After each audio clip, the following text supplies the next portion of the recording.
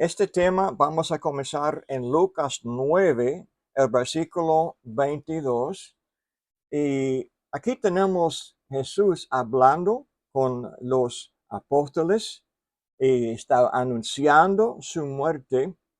Y dice, y diciendo, es necesario que el Hijo del Hombre padezca muchas cosas y sea desechado por los ancianos, por los principales sacerdotes y por los escribas, y que sea muerto y resucite el tercer día. Y decía a todos, si alguno quiere venir en pos de mí, niéguese a sí mismo, tome su cruz cada día y sígame. Porque todo el que quiera salvar su vida, la perderá. Y todo el que pierda su vida por causa de mí, la salvará. Pues ¿qué aprovecha el hombre si gana todo el mundo y se destruye o se pierde a sí mismo?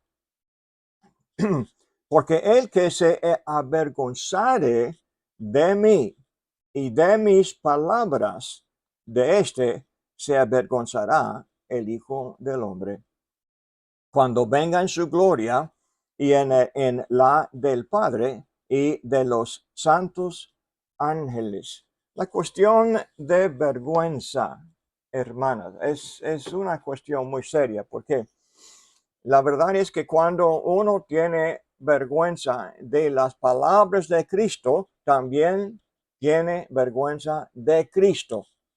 Hay muchos que reclaman una fe en Cristo, pero niegan la enseñanza de Cristo.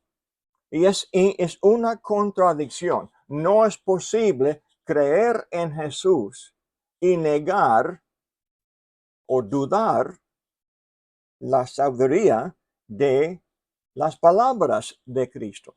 Uno no puede menospreciar las palabras de Jesús sin menospreciar a Cristo mismo. Pero vemos un ejemplo en Juan 6, cuando Jesús comenzó a enseñar y entró en campo difícil, entró en campo desagradable para muchos por los prejuicios que tenían. Entonces la gente, aún los discípulos de él, comenzaron a ponerse para atrás.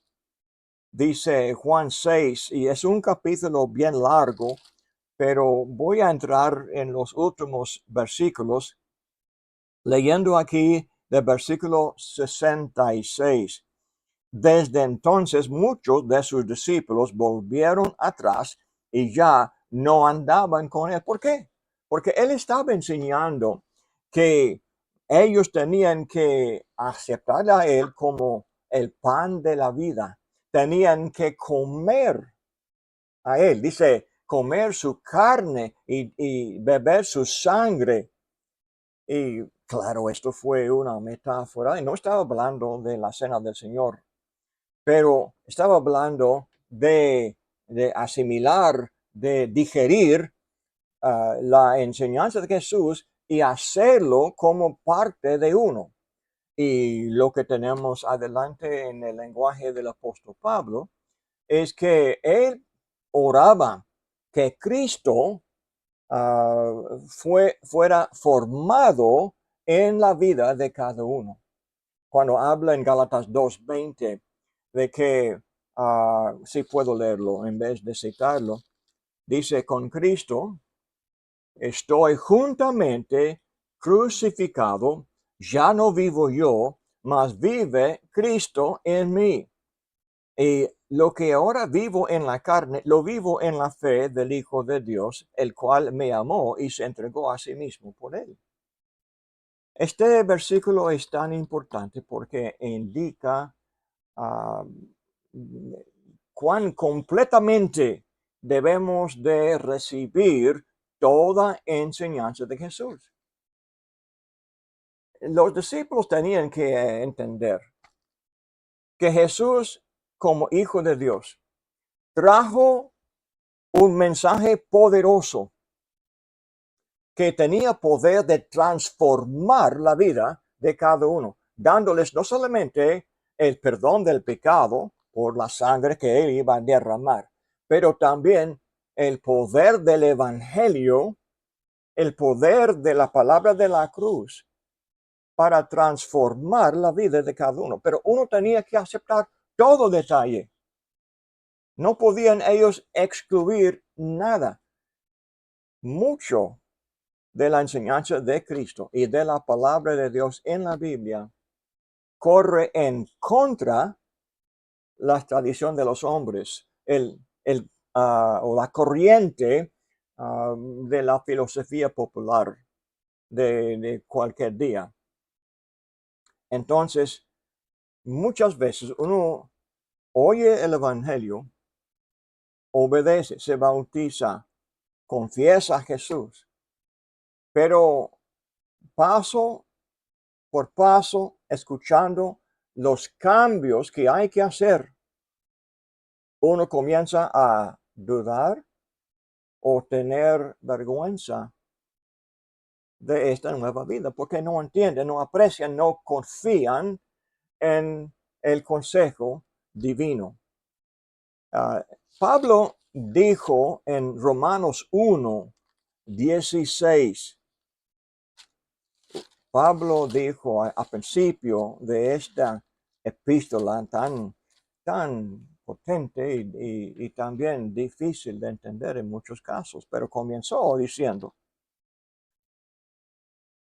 porque no me avergüenzo del evangelio, porque es poder de Dios para salvación a todo aquel que cree, al judío primeramente y también al griego. Porque en el evangelio la justicia de Dios se revela por fe y para fe, como está escrito, mas el justo por la fe vivirá. Esta fe es una manera de vivir, una forma de pensar. Toca cada relación de la persona. Llega hasta el matrimonio, llega hasta la manera de criar a los hijos. El mundo siempre habla en contra la crianza bíblica, siempre habla en contra el arreglo que Dios formó, lo que se llama matrimonio, y el orden que Dios ha puesto, la autoridad, el amor, el sacrificio, todo lo que es familia que Dios hace posible por medio de su consejo. Pero el mundo anda en contra. Tenemos los movimientos de feminismo hoy día, de humanismo, de rechaza el liderazgo del hombre, que minimiza esta relación entre el hombre y su esposa en el nombre de igualdad. Entonces hacen burla de aquella enseñanza. Esto es parte del evangelio. Juan 1:46. Y ahora reconozco, estoy hablando demasiado y no voy a poder cubrir todo lo que está aquí en el estudio de mi padre, pero voy a tratar si puedo. Juan 1:46 dice, Natanael le dijo, ¿de Nazaret puede salir algo de bueno? Le dijo a Felipe, ven y ve. Cuando Natanael oyó Felipe decir, hemos encontrado el Mesías, entonces, pues hubo una vergüenza de salir de una ciudad como Nazaret. Entonces dijo eso. ¿Algo bueno es posible? Cristo no llegó a la tierra de la manera que los hombres honrarían. No llegó como hijo de un rey en un palacio con lujo y con ropa fina y costosa. Ni siquiera tenía posesiones. muy poco tenía él. Esto se menciona en Mateo capítulo 8, versículo 20. Ni siquiera tenía cama, no tenía lugar para acostarse. Esto es vergonzoso delante de muchos hombres. No es la clase de hombre. Es como dice Isaías 53. No tenía la apariencia de alguien deseable para ser rey. Cristo murió de cuál manera en una cruz. No solamente en una cruz, pero entre dos ladrones. Y el reproche de los ladrones entonces estaba pegado a él mismo. Se murió de una manera vergonzosa. Cristo enseñaba de una manera diferente que los rabíes. Todos se daban cuenta, Jesús no enseña como estos líderes que conocemos. Varias personas observaban, pues enseñaba como alguien con autoridad. Y esto fue ofensivo. Jesús fue ofensivo en su manera de enseñar y en su manera de existir, que ellos oyeran a él. Parecía para cualquier otro hombre sería orgulloso decir que yo descendí del cielo, yo traje conmigo el mensaje de Dios, pero así hablaba en Juan 1. Descendió del cielo y tenía un mensaje, no, era del cielo, no de la tierra. Los rabíes tenían mensaje de la tierra, de la carne, carnal. Eran hombres de carne. Pero Jesús no. Sí, Jesús fue hombre, pero fue también hijo de Dios. Entonces trajo algo que fue muy chocante a ellos. Primera de Corintios, capítulo 1, menciona el hecho de que los griegos y los judíos, los gentiles y los judíos, todos pensaban que la forma del evangelio fuera una locura. Primera Corintios 1, capítulos 1 y 2 de Primera Corintios hablan de cuán extraño y para muchos vergonzoso fue el mensaje del evangelio. Pero dice, porque la palabra de la cruz es locura a los que se pierden, pero a los que se salvan, esto es, a nosotros, es poder de Dios. Acuérdense de cuando Pablo predicó el Evangelio en Atenas, entre los filósofos de Grecia. Fue una, un sermón muy, muy corto, tal vez más largo que tenemos aquí grabado, registrado. Pero cuando Pablo llegó a este punto de hablar de la muerte de Jesús en la cruz, déjame leerlo. Hechos 17, dice el 30. Pero Dios, habiendo pasado por alto los tiempos de esta ignorancia, ahora manda a todos los hombres en todo lugar que se arrepientan, por cuanto ha establecido un día en el cual juzgará al mundo con justicia por aquel varón a quien designó, dando fe a todos con haberle levantado de los muertos.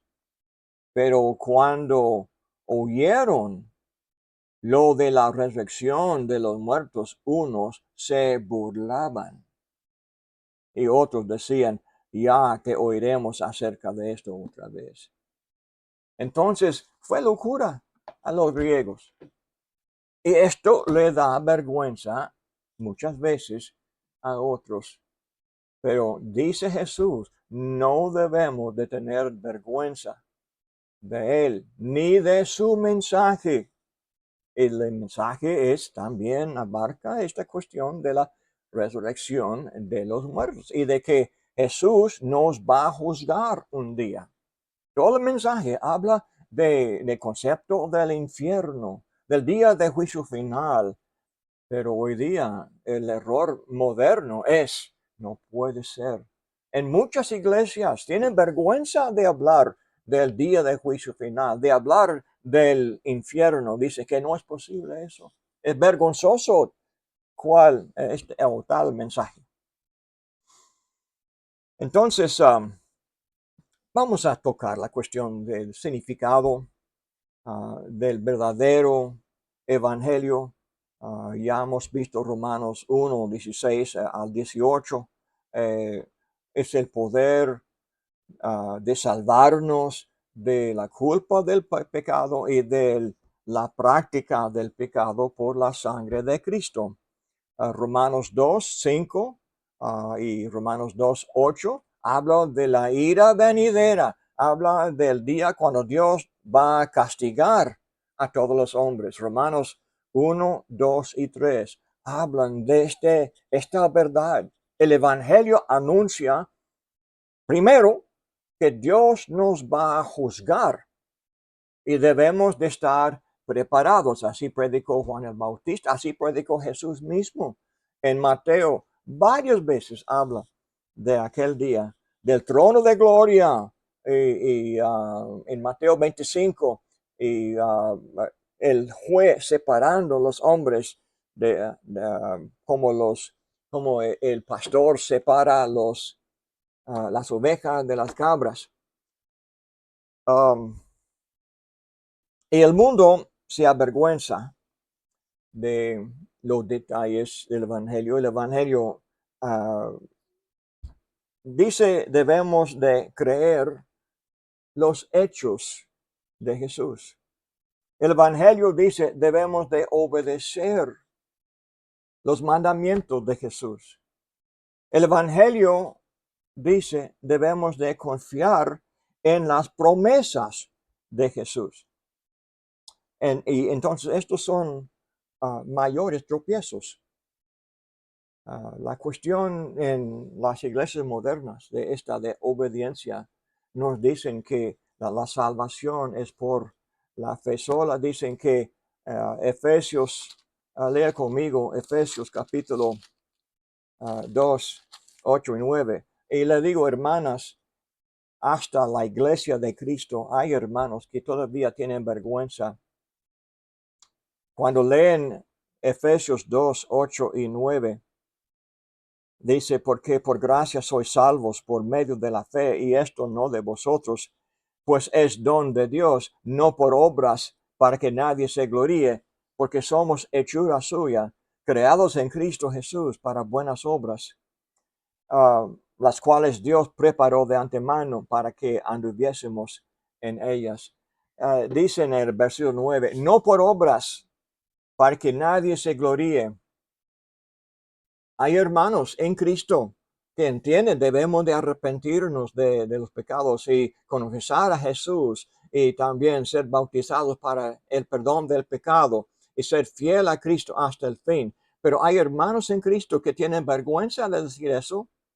Lo dicen, pero siempre con reservaciones o con calificaciones diciendo que es cierto eso, pero no merecemos nada y la obediencia, sí debemos de obedecer, pero no, Dios no nos salva por la obediencia, porque no somos salvos por obras, dice.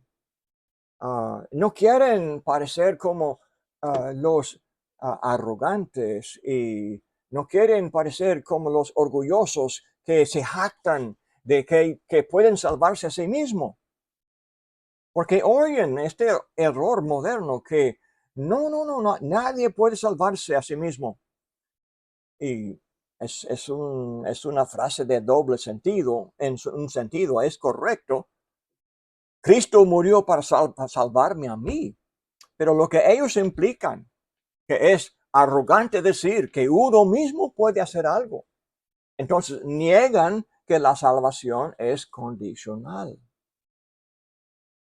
Y en las iglesias grandes, en todas partes, están casi todos de acuerdo que no hay que obedecer con tanto cuidado porque esto es legalismo y Entonces hay hermanos que tienen vergüenza de ser llamados legalistas por decir que sí, la salvación sí es condicional, aunque enseñan que el arrepentimiento es algo que se hace.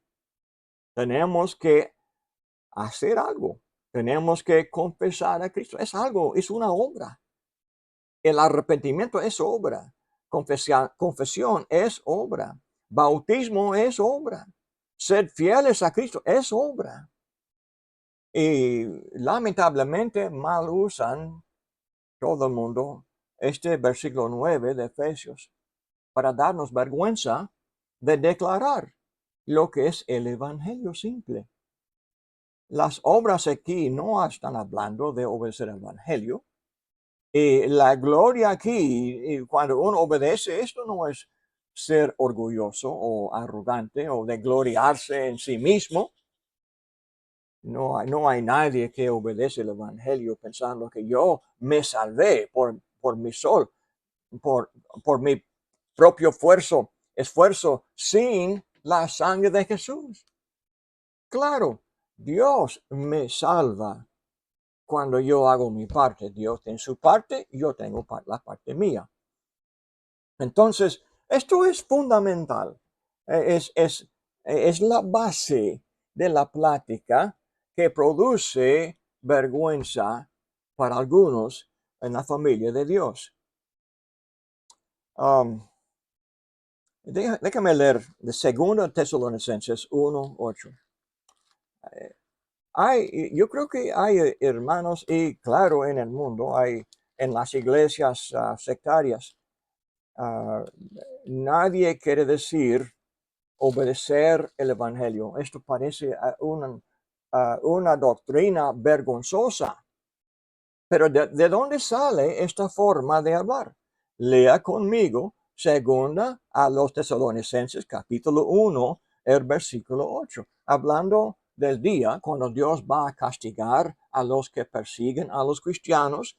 Dice que Jesús vendrá, dice, en llama de fuego para dar retribución a los que no conocieron a Dios y no obedecen al Evangelio de nuestro Señor Jesucristo. ¿Quién dijo esto? Pues el apóstol Pablo dijo, Dios va a juzgar los que no obedecen el Evangelio.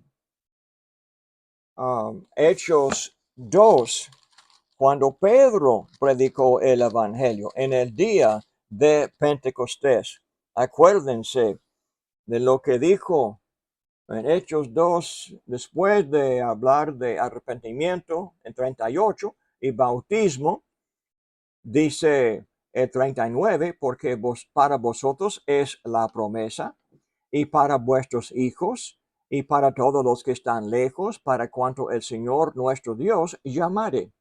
Y con otras muchas palabras, y les exhortaba diciendo, sed salvos de esta perversa generación. Dice, sed salvos. Esta traducción, la Reina Valera, es una traducción que fue hecho por los protestantes y no podían ellos traducir lo que literalmente esta frase es. Esta frase, sed salvos, es en la voz, la media voz, que es sálvense a sí mismo. Esta frase, pues parece que uno ya mandó arrepentimiento que uno mismo tuviera que hacer. Ya mandó el bautismo que uno mismo tuviera que hacer. Y decir, sed salvos. Para negar que podían ellos hacer algo. Claro que no. Ahora, Hebreos 5, 8 y 9. Hebreos 5. Ahora hablando de Cristo como el que nos salva, dice, aunque era hijo, por lo que padeció, aprendió la obediencia. Y habiendo sido perfeccionado, vino a ser autor de eterna salvación para todos los que le obedecen. ¿Okay? Jesús es autor de eterna salvación para todos los que le obedecen. Y uno más, Primera de Pedro, capítulo 4, el versículo 17.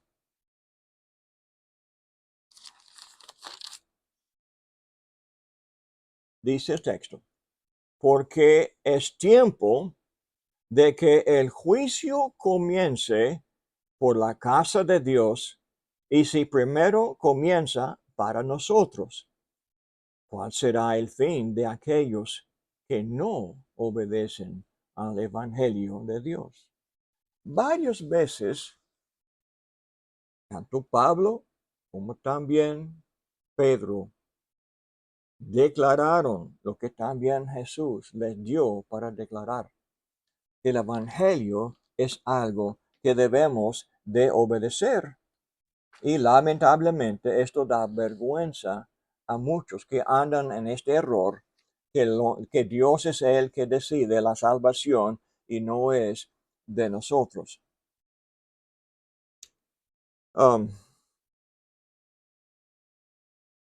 Avergonzarse del Evangelio es dudar el poder del Evangelio para salvar.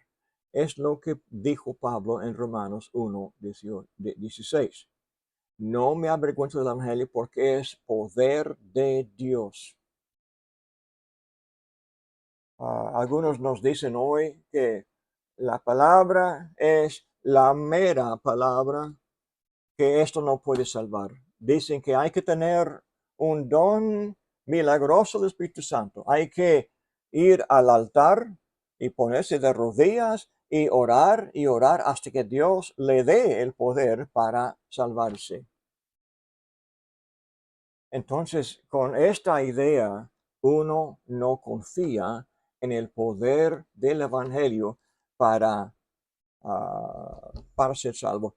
Esto sale del error del pecado original, que dice que somos herederos del pecado de Adán y esto corrompe la naturaleza del hombre y el hombre no es capaz de entender la palabra y por lo tanto debemos de hablar con los sacerdotes o los que tienen don o que tienen un llamamiento especial de Dios. Entonces, ellos deben tener a nosotros porque no podemos entender por el pecado de Adán.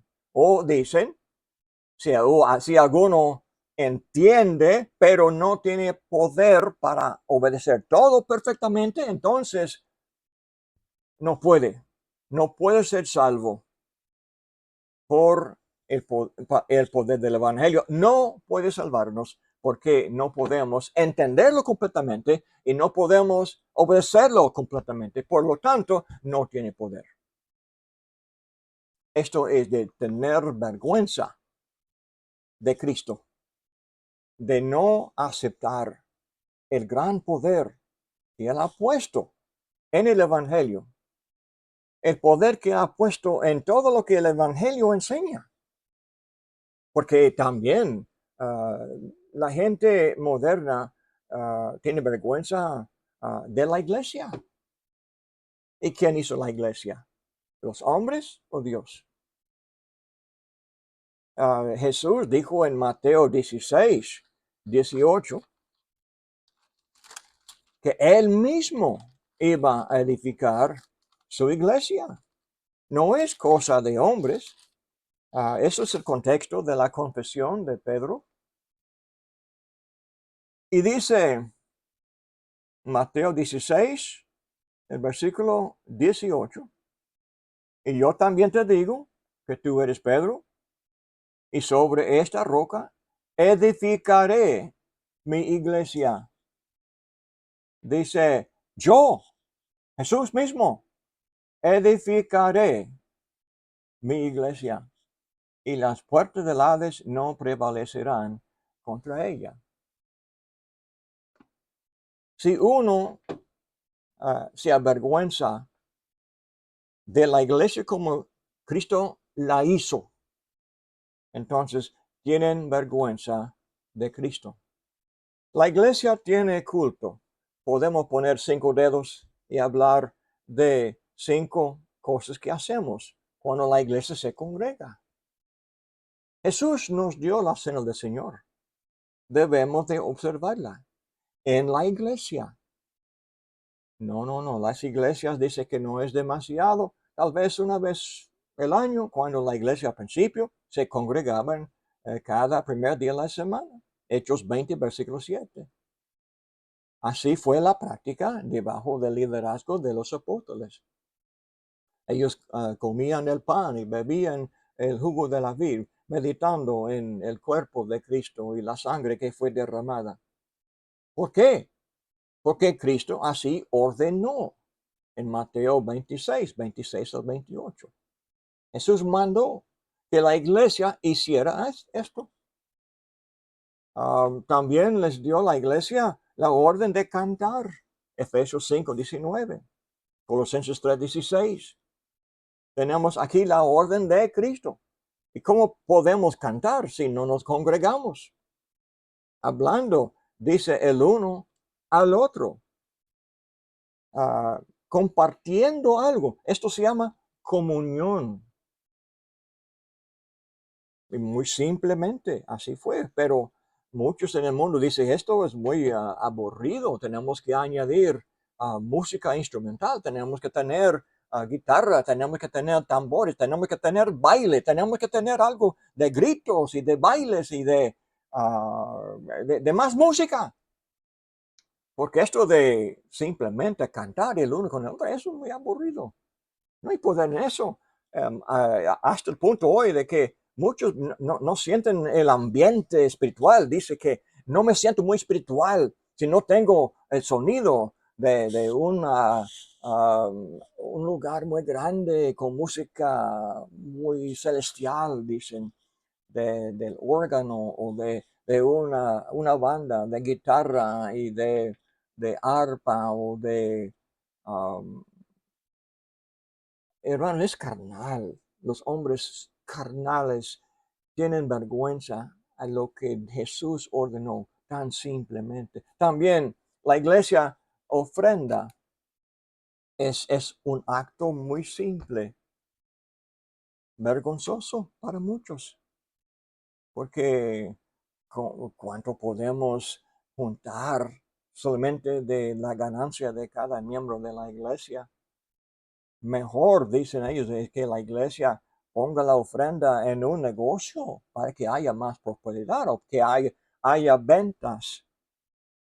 Y tienen ventas y tienen carnavales, tienen circos, tienen entretenimiento. Una iglesia en Chicago tenía una gran fiesta y ofrecían cerveza para vender al público y así ganaban dinero así de la venta de cerveza para sostener la iglesia todo el año. Es la manera mundana de sostener la iglesia. Ahora hay iglesias grandes que son dueños de las empresas grandes. Aquí en este país tenemos Pepsi Cola. Hay iglesias que son gran dueños de esta empresa que vende esta gaseosa, o como ustedes dicen, cada uno tiene su propia palabra para eso. Pero, hermanas, el problema es, Dios nos ha dado un patrón simple para la iglesia. La iglesia tiene para gobernarla ancianos, diáconos, evangelistas. Es el patrón de Cristo. Y los hombres tienen vergüenza de algo tan simple.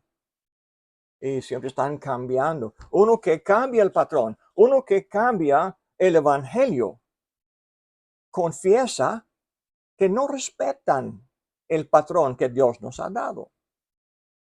Indica que tienen vergüenza de la manera que Dios ha ordenado que hiciéramos nuestra vida conduciéramos el culto de la iglesia aquí en la tierra.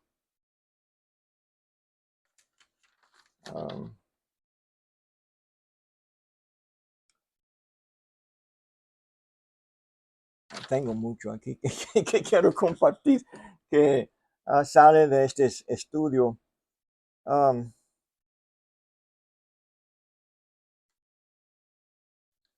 Déjame llevarnos ahora a la cuestión del precio que pagamos cuando aceptamos algo tan extraño, lo que el mundo dice es locura.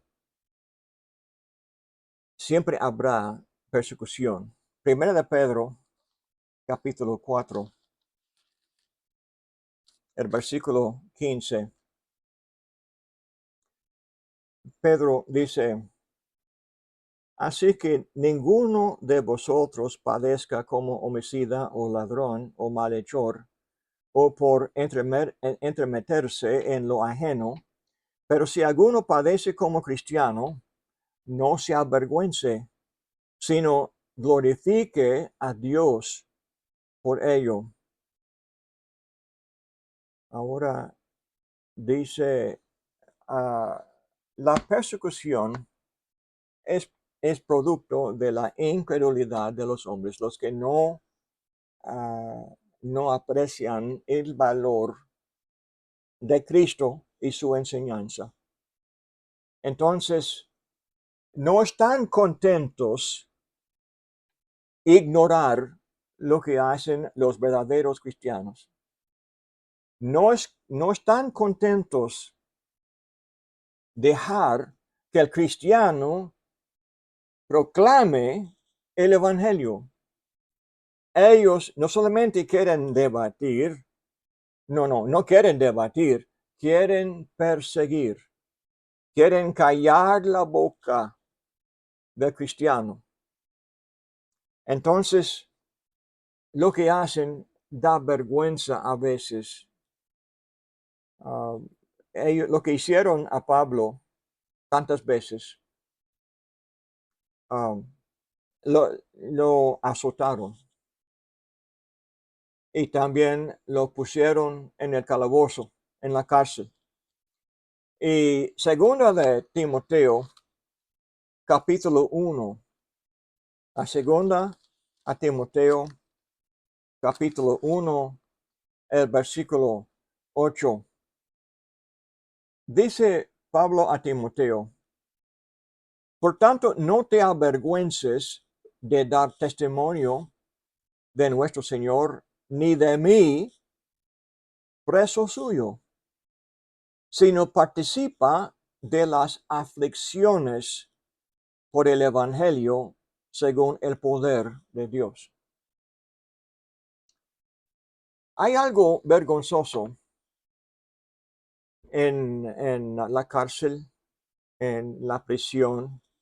No sé experiencias que han tenido ustedes, pero en mi vida yo he visitado a las cárceles locales y también a prisiones grandes. Y aunque ya tengo mucha experiencia en eso, cada vez que entro en una cárcel para hablar con alguien o tener una clase bíblica,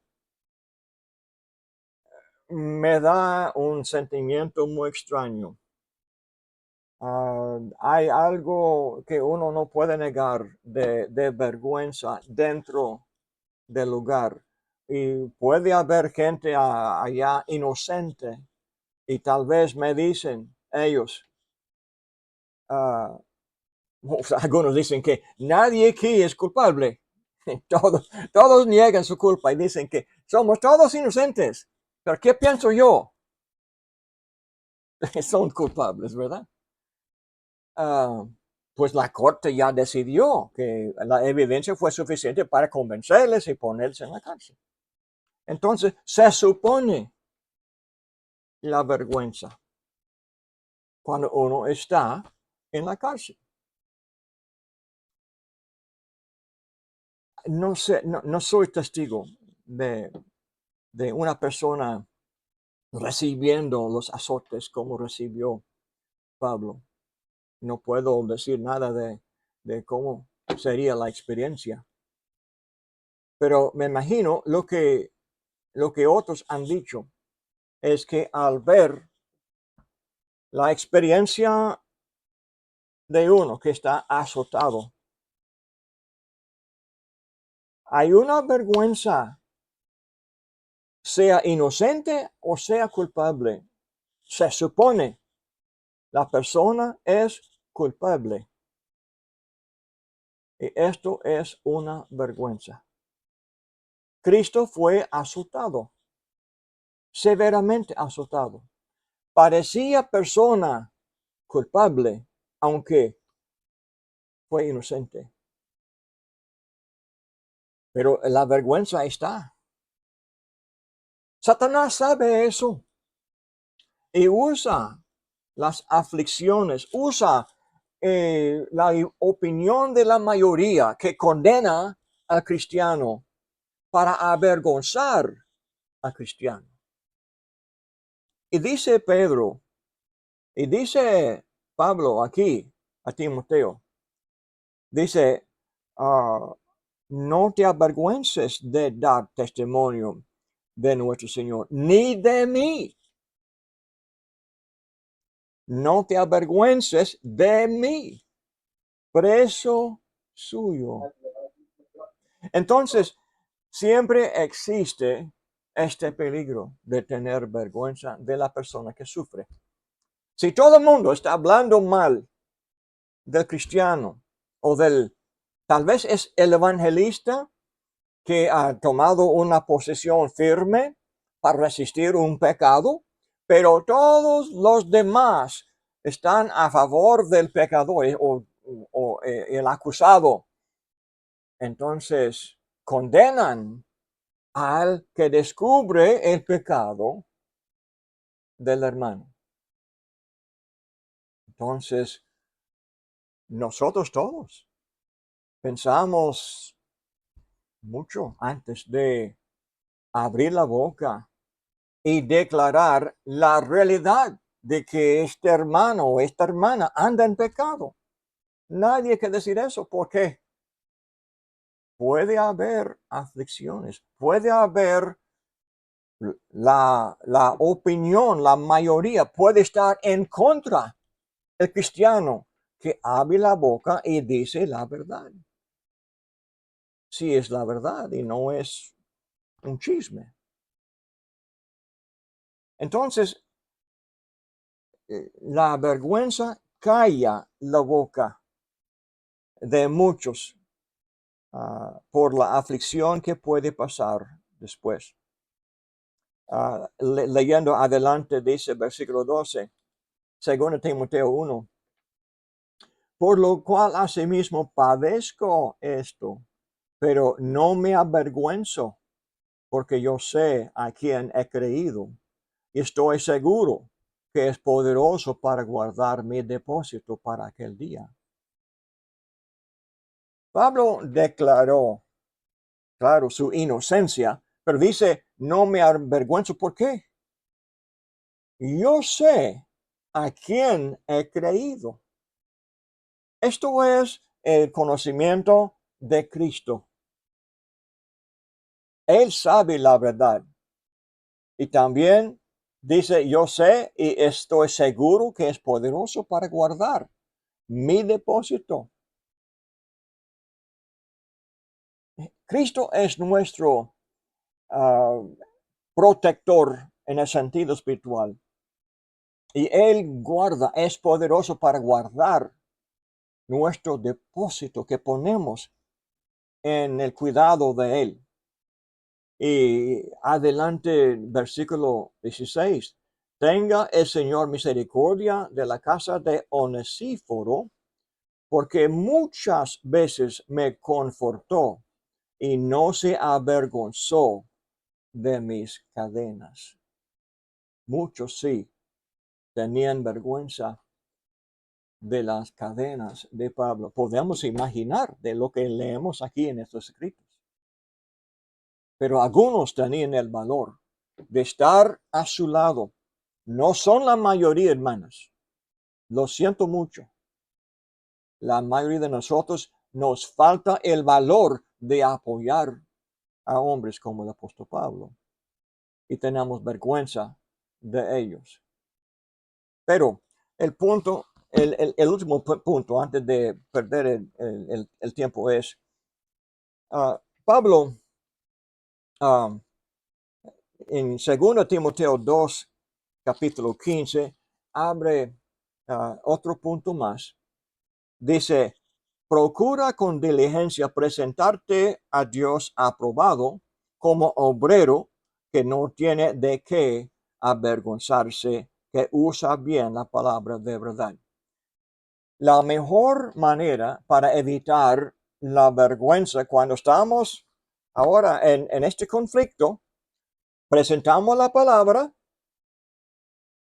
Si estamos bien preparados y presentamos la palabra con fidelidad, no tenemos nada para avergonzarnos. Pero si no estamos preparados y mal representamos a Cristo y damos vergüenza a Cristo porque no estamos preparados para defenderle a Él y a su palabra, sí, puede haber vergüenza. Entonces, ¿qué debemos hacer? Pues debemos de prepararnos. Segundo de Pedro 3:16, los últimos versículos de segundo de Pedro, habla de los que no usaban muy bien la palabra. Entonces, dice, casi en todas sus epístolas, hablando de Pablo, dice Pedro, de cosas entre las cuales hay algunas difíciles de entender, las cuales los indoctos e inconstantes tuercen, como también las otras escrituras, para su propia perdición.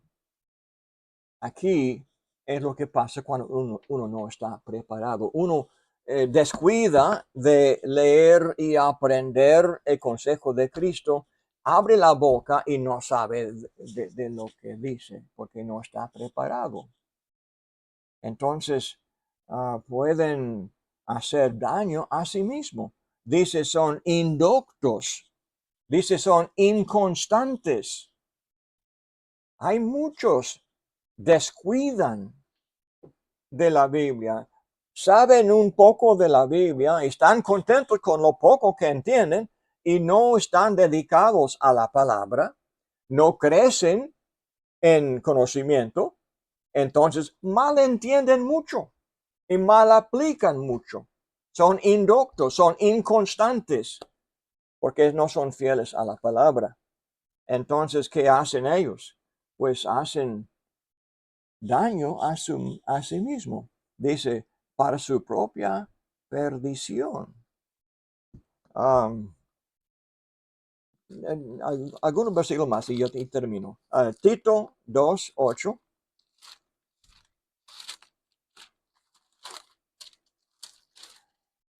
Tito 2:8 dice, palabra sana e irreprochable, de modo que el adversario se avergüence y no tenga nada malo que decir de vosotros. Tal vez sería mejor leer el 6. Exhorta a sí mismo a los jóvenes que sean prudentes, presentándote tú en todo como ejemplo de buenas obras, en la enseñanza mostrando integridad, seriedad, palabra sana e irreprochable, de modo que el adversario se avergüence. Si tenemos esta palabra tan poderosa y la conocemos bien y presentamos esta palabra con conocimiento, no hay poder de Satanás, no hay falsa doctrina, no hay persona bien preparada que tiene el error que puede contestar la verdad. La verdad es poderosa y calla la boca. La verdad misma, la integridad, cuando uno está preparado para presentarlo. Será palabra sana, irreprochable, de modo que el adversario avergüence y no tenga nada malo que decir de vosotros. Tenemos un poco más, pero esto es básicamente el mensaje. Gracias, hermanas, por su atención y por darme este momento para compartir con ustedes.